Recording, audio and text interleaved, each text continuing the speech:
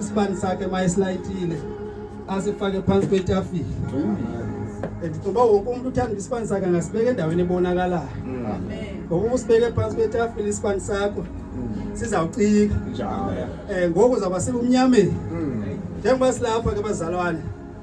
Fonele wonke umuntu bazalenze ngendlela zonke. Ukuthi usekukhanyeni. Nalapho sihamba khona singazifihli. Siziveze kwenzele ubonakala uThixo apha kuthi. Haleluya. Haleluya. Haleluya. Haleluya. Haleluya. Lokho ngithandayo uthi ukuba inkosi uJesu umoya oyingcwele ubungema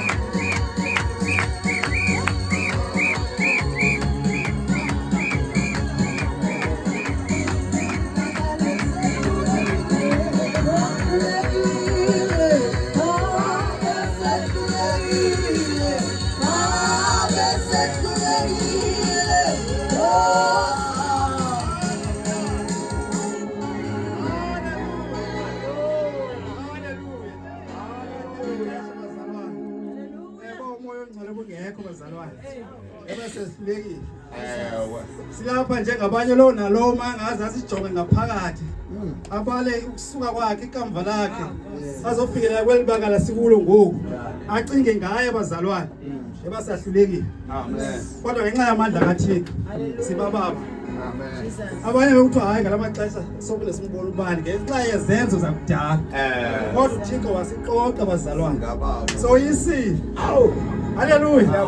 So yisi. Haleluya. Mhlawelelo lona uyandivuselela abazalwane. Haleluya. Uyandivuselela. Haleluya. Amen. Ngingatyanga ixesha ke bazalwane. Ndibulisa utata, ndibulisa umama, ndibulisa youth, Sunday school, ndibulisa nonke ngelihle igama lenkosi Yesu Kristu. Haleluya. Haleluya. Ngizocela ke bazalwane abantu abanobungqina eze ngaphambili. Haleluya. Haleluya. Haleluya. Haleluya. Haleluya. Haleluya.